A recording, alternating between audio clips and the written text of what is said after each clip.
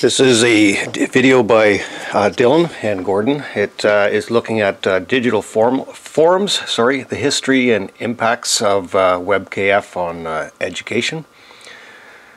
Our statement is, what ways has WebKF made impacts in the educational field, and how has it made learners reach to a higher level? Our table of contents: learning and technology, the use of technology through education, a brief look at multi-user virtual environments, the impact of computer mediated communication systems, or CMC, brief history of WebKF, similar programs but certainly not reaching to the extent that WebKF does, and the impact WebKF has made on the education field. Brief history at learning and technology. The historical trends in technology and their influence on education practice cannot be considered independently from advances in our understanding of how people learn. This is taken from Schrader, 2008, Learning in Technology, Reconceptualizing Immersive Environments. From this, we can follow the trends in the way people have interacted with digital technology while learning. As learning theories have changed, so is the way we use technology. At the start, we learned about computers. Much of the approach involves rudimentary information about hardware and operations that do not involve thinking, critical evaluation, or content or performance with the tool. This is taken Johansson, 2000. Students are taught how to use computer functions, such as how to use the hardware and to maneuver through the software. This is a direct instruction method that leaves no room for experimentation. Personal experience was to learn computers on my own. This is Gordon's personal reflection. Learning computers by myself, I've never had formal instruction. It's maybe caused frustrating times, but my level of ease has greatly increased. The learning type is similar to back in the day, wiring up stereo components, basically through trial and error. Learning from computers was an idea that started with instructional television.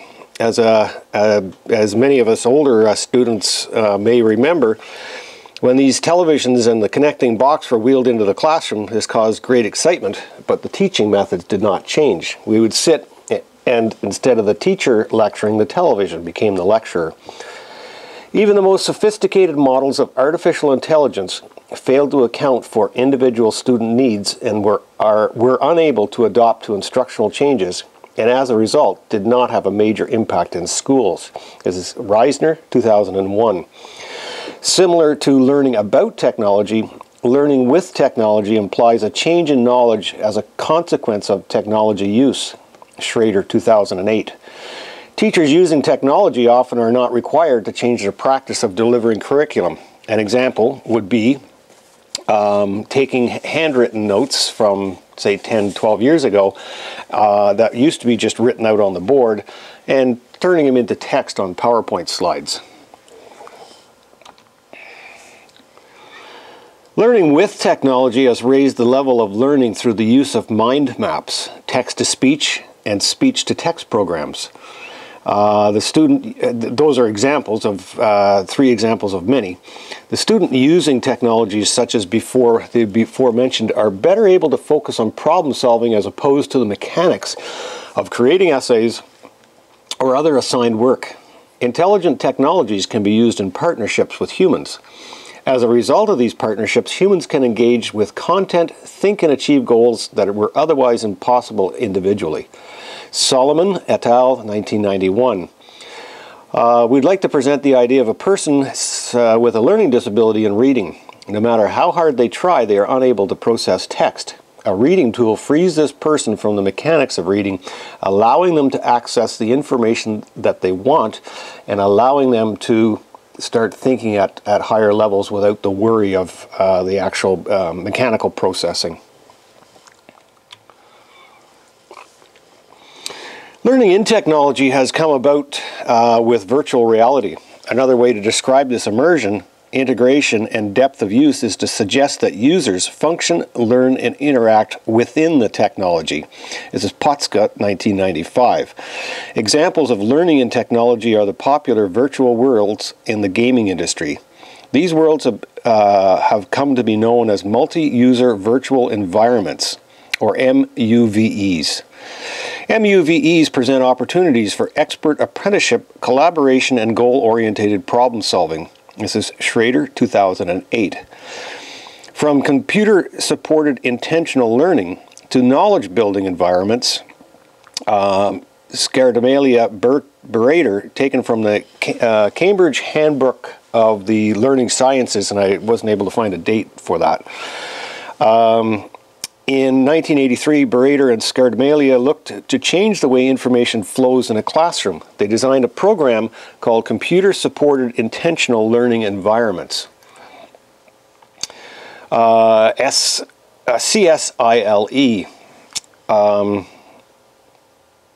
They designed, oh, we've got that.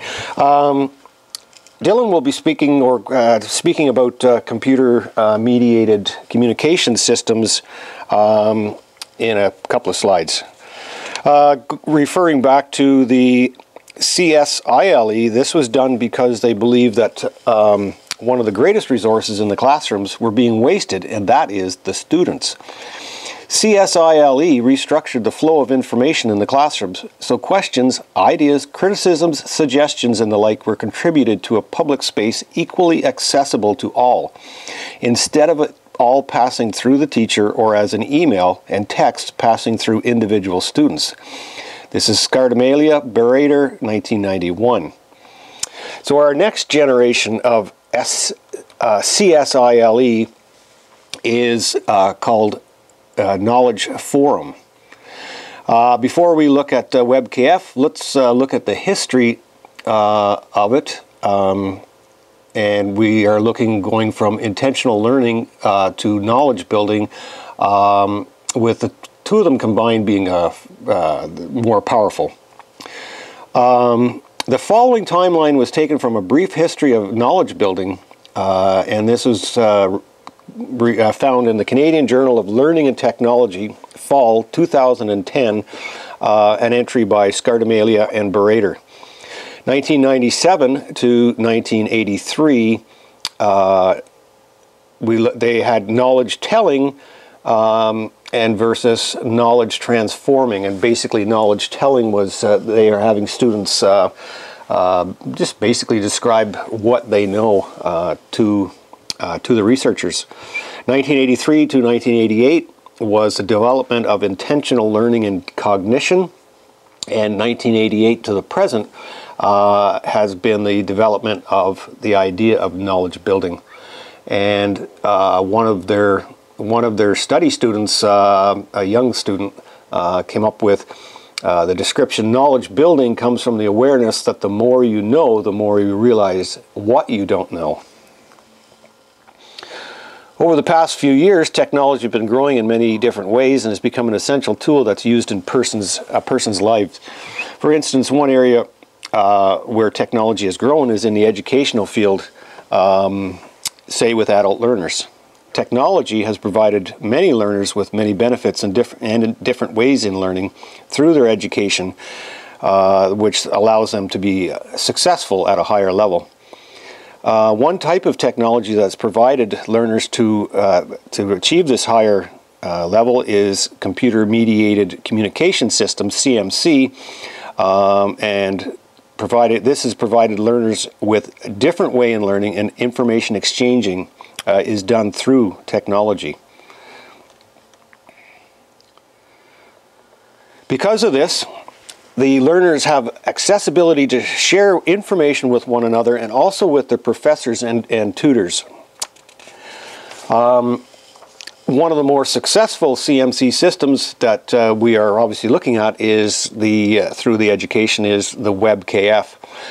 The reason it's a little bit higher up is that it is, instead of a threaded conversation, WebKF becomes a web of ideas being exchanged, looked at, then ideas reposted so that the actual learning can be followed, which is the interesting thing. So you can see the ideas as they are developing, as opposed to threaded type delivery methods, which you do not see that evolution.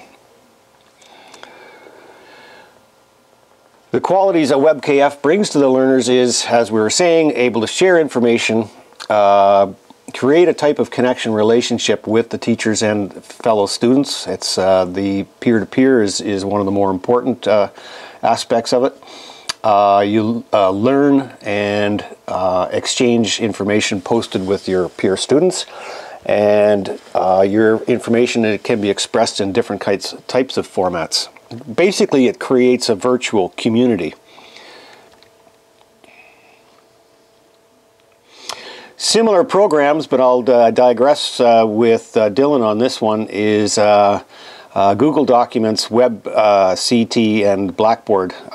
My personal beliefs of Blackboard and WebCT are threaded and a lot more brutal than WebKF. They don't offer the web, they don't offer the proof of learning.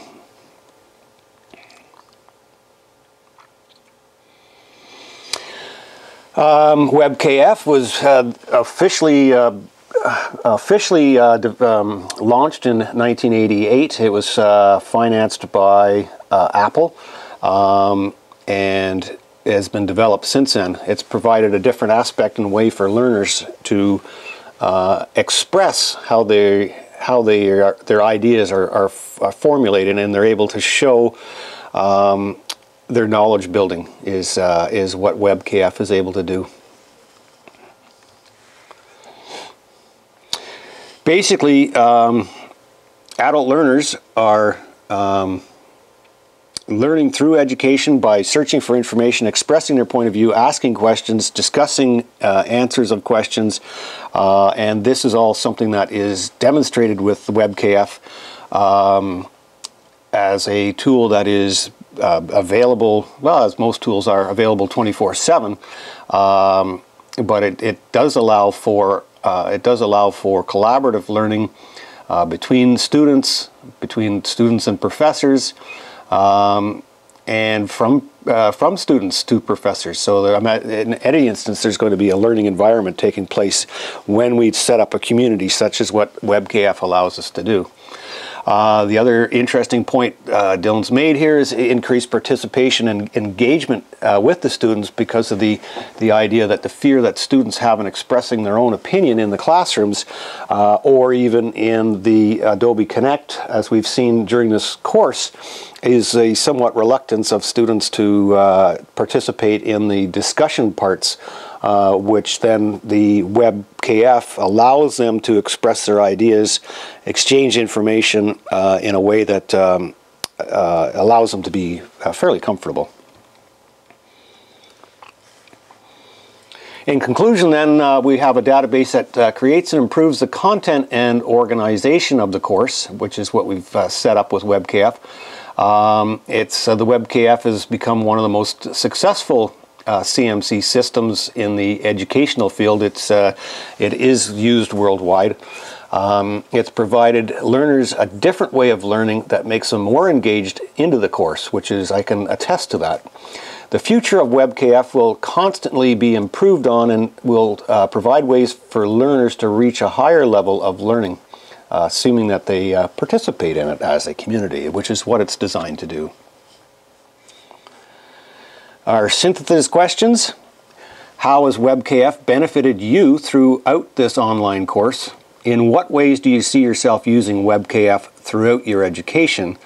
After listening to the presentation, what are some of the benefits of WebKF that was stated, and how can you relate to it?